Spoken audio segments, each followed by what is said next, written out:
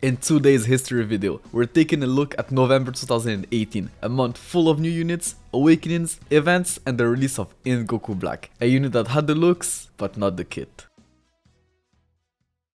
The month of November started with the first ever weekend tickets, where you could get tickets by logging in every day and by doing some missions on the weekend. Tickets that you could then use to summon on the weekend summon banner. The next day, and it was time for a new Dokkan Battlefield, the 8th Dokkan Battlefield. They completely changed all of the bosses, and from what I can remember, some of those new bosses were pretty annoying. Especially the first one if you didn't pay attention when building your team, since it was Android 19, who absorbed your Ki Blast super attacks. I can't even count the number of times I went in blind and just forgot that the team I went with had like Ki Blast supers. Yeah.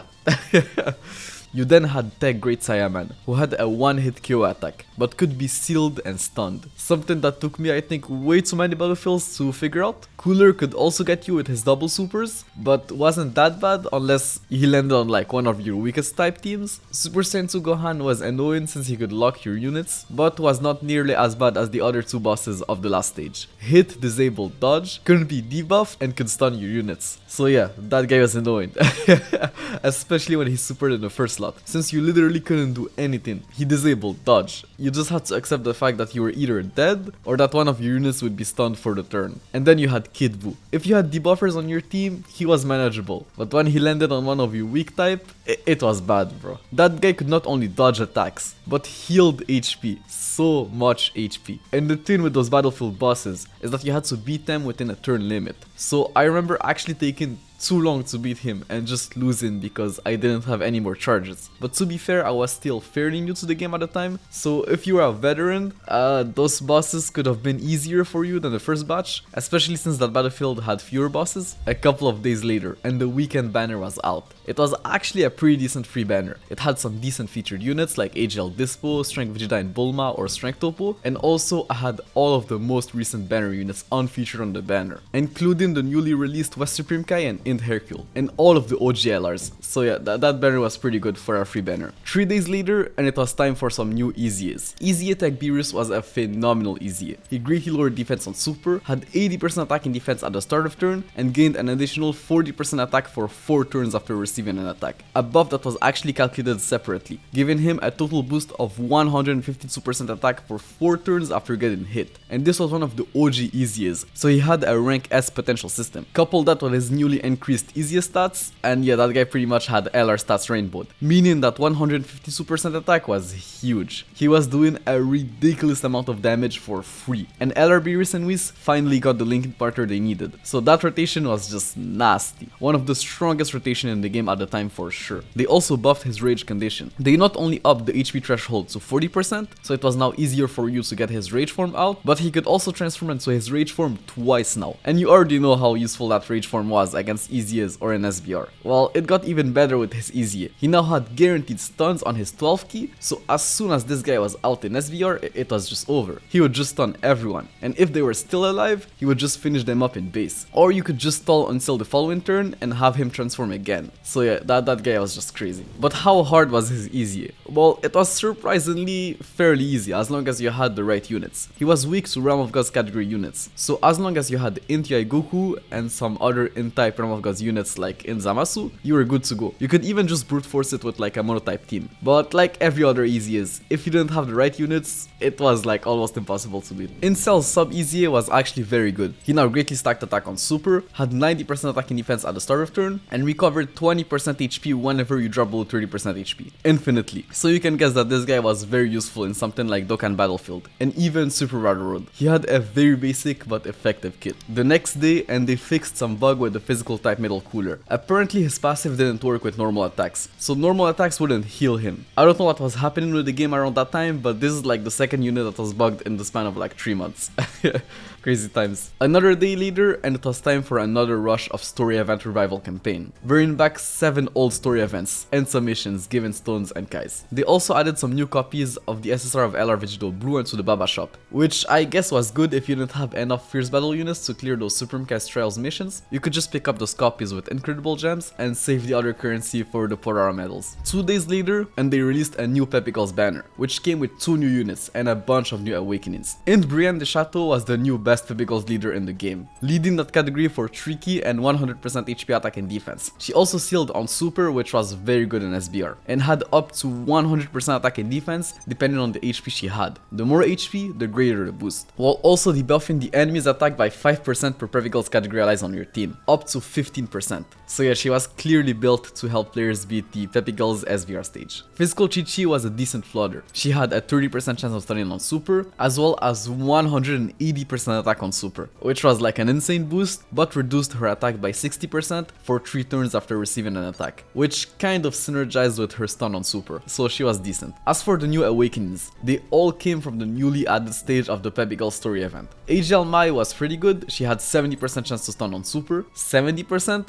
that was just like insane in SBR. She then gave all allies 3 key, AGL type allies 20% attack and defense, and Pepicles allies 10% crit chance. So yeah, she was just a great SBR unit, especially in the Super AGL SBR stage. Tech Android 18 was also decent. She raised her attack and defense by 30% for 6 turns on Super, gained 14% attack and defense per key spheres obtained, plus an additional 1% attack and defense per key spheres obtained per Pepicles category ally on the team. So yeah, she had a lot of stats, and could quickly become monstrous with a couple of stacks and key spheres. The only problem is that she wasn't an orb changer, and the Pepicles team also didn't really have like any orb changers. But that team also didn't really struggle with key, so you could just feed her all the orbs. INT Videl was the GOAT of SBR. She lowered attack and defense on Super, had 15% attack and defense per Pepicles ally on the team, reduced the attacked enemy's attack by 20% for 2 turns, so she was a double debuffer, and as the cherry on top, recovered 20% of the damage she dealt as HP. So yeah, that girl was just insane. Strength GT Pan was also not bad. She raised her defense by 30% on Super for 6 turns, gained 15% dodge chance at the start of every turn up to 60%, and had 70% attack and 120% defense for 7 turns from the start of turn. So yeah, she was a wall after a couple of supers. And by the time she lost her start of turn buff, she had 60% dodge chance, as well as her super attack defensive stacks. So yeah, she was good. The free-to-play Strength Rebellion was now even better. She was the second best Pepicles leader, leading that category for 3 key and 80% HP attack and defense, and since the Pepicles SPR stage was kind of like a meme stage, this was genuinely a viable leader skill buff there. I actually beat that stage for the first time using her as my leader, and she was pretty solid herself. She had 20% attack and defense per Pepicles category on the team, meaning she had 140% attack and defense on a full Pepicles team, and also recovered 8,888 HP per Rainbow Key Spears obtained, which could come in handy. Like, this was an all-around very solid free-to-play unit. So yeah, that batch of Pepicles units were pretty damn good. But those units for the most part were always good, at least at the time. A couple of days later and they released the update 4.0.1, a pretty significant update. This is the update that gave you the ability to look at the Dokkan Awakening tab of a character directly from his detail screen, which was an absolute lifesaver. This update also added the label feature, where you can now filter out characters based on whatever you wanted to. I personally use this feature to filter out my Rainbow and Link level 10 characters. They also added the search function. Like, before that update, you couldn't even search up a character by typing his name. And probably one of the best quality of life update here, you could now access events directly from the medals tab. Before that update, you had to go into one of the awakening tabs and see what kind of medals that character needed, and then manually search up from which event were those medals coming from. Now you could just directly access that event from the character's detail screen. Like, this was a game changer. It saved us so much time over the years, you have no idea. The next day, and it was time for a new Dragon Ball Heroes celebration. It had your typical login bonus rewards, missions, a new banner, and some new events. The new banner came with 7 new heroes characters. They all had decent battlefield leader skills, and most of them had immense damage multipliers as SSRs, which was very good. AGL Black Mask Saiyan lowered attack and defense on Super, had 90% attack and defense when his key was 6 or more, an additional 30% attack and defense when his key was 8 or more, and an additional 2 key when his key was 10 or more. So he could basically super at 10 key, just an all-around very solid card. Tech Supreme Kai of Time sealed on Super, gave all allies 2 key, 20% attack and defense, and 7% crit chance, as well as having a great chance of giving an additional 20% attack to all allies, and another great chance of giving an additional 20% defense to all allies. So she could potentially give up to 40% attack and defense to all allies. So yeah, she was a good support type unit you could slap on any team she could be run on. She wasn't that much of an SBR beast yet though. Like, from what I can remember, she only became crazy in SBR after her Dokkan Awakening. In Dark, Masked King lowered attack and defense on Super, had 80% attack and defense at the start of turn, an additional additional 70% defense for 4 turns after receiving an attack. A buff that was actually calculated separately for a total boost of 206% defense after being attacked, which was just insane. And then he recovered 10% of the damage he dealt as HP. It's like the third unit in the last month or so to have that ability, bro.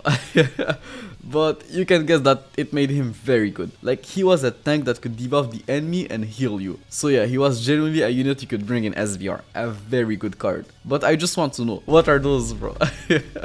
Like, those boots are crazy. Strength Xeno Super Sentry Goku had a 30% chance of stunning the enemy for 2 turns on Super. 80% attacking defense as well as guard at the start of turn, and an additional 30% attack on Super. A buff that was calculated separately for a total boost of 134% attack. So yeah, that guy was also built for SBR with his stats and stun on Super. But more specifically, category SBR with that guard. Physical Xeno Super Sentry Vegeta, greatly lower defense on Super, had 80% attack and defense at the start of turn, disabled the enemy's guard, and had an additional 50% attack on Super. A buff that was also calculated separately for a total boost of 170% attack. So this guy was pretty much just the offensive version of Goku. And surprisingly, a lot of players at the time saw him as on par with Goku, if not better. Which is crazy to think, because I remember that once they got their Dokkan Awakenings, it was literally just night and day between those two. Goku was like a billion times better than Vegeta. It wasn't even close. Strength Super Mira greatly stacked defense on Super. The first unit ever to be able to greatly stack defense on Super, if I'm not mistaken. Unfortunately, this wasn't that big of a deal at the time since long events weren't really a thing, but it was still good. He then had 100% attack, disabled the enemy's guard at the start of turn, and reduced the attacked enemy's attack and defense by 20% for 2 turns. So he had a decent kit. But since he was one of the few units that batch to not have an immense damage multiplier, meant his numbers weren't as impressive as the other cards. And with no start of turn defensive buff, it literally took him forever to look good defensively, especially considering the fact that his base defensive stat was pretty low. But he had the potential to be very good with a future awakening. Physical Demigra greatly raised his attack by 50% for 1 turn on Super,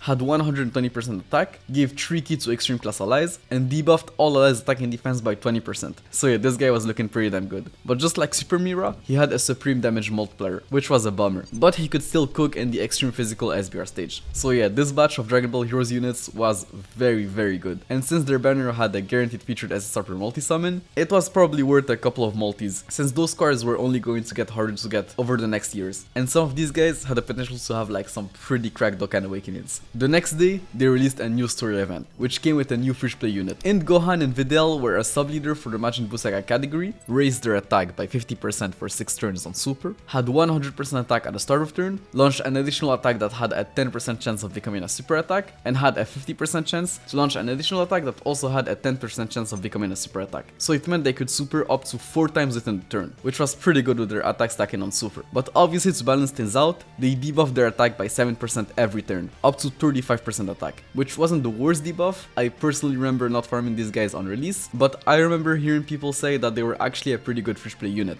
They actually linked up decently well with LR Great Saiyaman 1 and 2, and made a not so bad free play rotation together. 5 days later, and it was time for some new EZAs. Strength Super Sentry Vegeta's EZA was very good at the time, even though he literally got nothing, just like his Super EZA. I guess history repeats itself, but unlike his Super EZA, this guy was way ahead of his time back then. So even if all they gave him was a stun chance on Super, 2 more turns on his damage reduction, and 120% attack when attacking a stunned enemy, it was enough for him to stay and continue to be one of the best aging unit in Dokkan history. But if you want to know, yeah, people were disappointed by his EZA. He was seen as the worst Dokkanfest EZA yet, which is ironic since in my opinion this guy is also the worst Super EZA we have gotten so far. But yeah, the problem is that this guy didn't even need an EZA. He was still one of the best tanks in the game and like one of the best SBR unit, and the devs were aware of that, so they just clearly held back on him. But like I said, in my opinion it was fine, since this guy was just so far and ahead of his time. Like as a card, he was for sure still one of the most valuable TURs in the game. Crazy thing, but this guy also dropped with a sub EZA. When was the last time that they did something like that? Was it like with Strength Cooler's EZA, I think? But yeah, Text Percentage Vegeta was not bad. He lowered attack on Super, had 90% attack at the start of turn, and 2 key and 120% defense when attacking with 10 or more key. So yeah, he was pretty good, but not as good as his Dokkanfest counterpart. Now,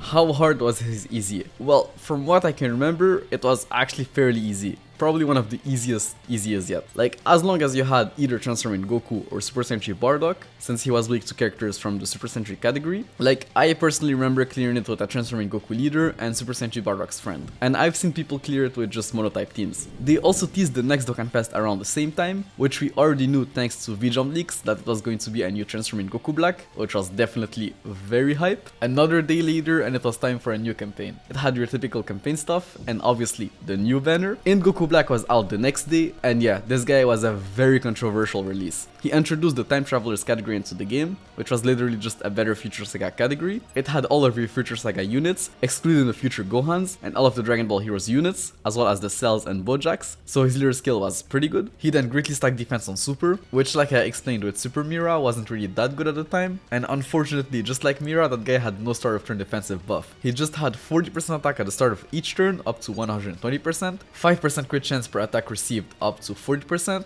and a pretty bad transferring condition. Like, he could transform into Rose starting from the 6th turn from the start of battle when he was above 80% HP. Like, turn 6 was already bad, but that HP restriction was just the final nail in the coffin. This guy was clearly not built for anything we currently had in the game. But yeah, transformed, he now had 150% attack and 50% crit chance directly at the start of turn, while also giving extreme class allies 3 key. So yeah, like, he was very good transformed, but you had to wait until the 6th turn for that.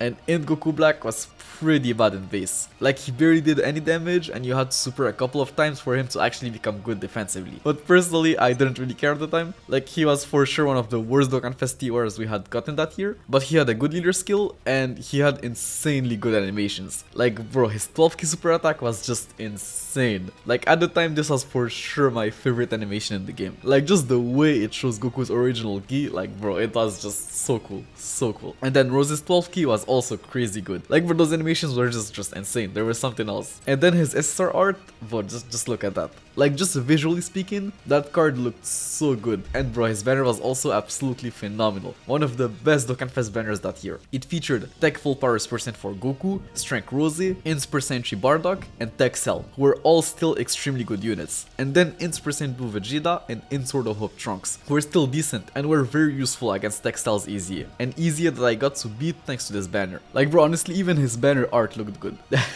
They nailed like everything about Goku Black except his kit, which at the time I guess was not that important, and the proof is that the game hit top grossing the next day. But I guess maybe it was because of how good the banner was. Honestly, it was probably just that, and not like because of how good his animations were and how cool the unit was. But I guess, bro, it was probably a mix of both. But yeah, his animations were amazing and the banner was also amazing, so that for sure contributed into like top grossing. But yeah, they gave everyone 30 Dragon Stones and 3000 INT-type potential orbs, so some pretty good rewards. So yeah, this was it for today's history video. If you want to see more Dokkan history, feel free to check out my Dokkan history series. The next episode should pop up on your screen, or you can check out the full playlist in the description down below. But until then, take care, peace.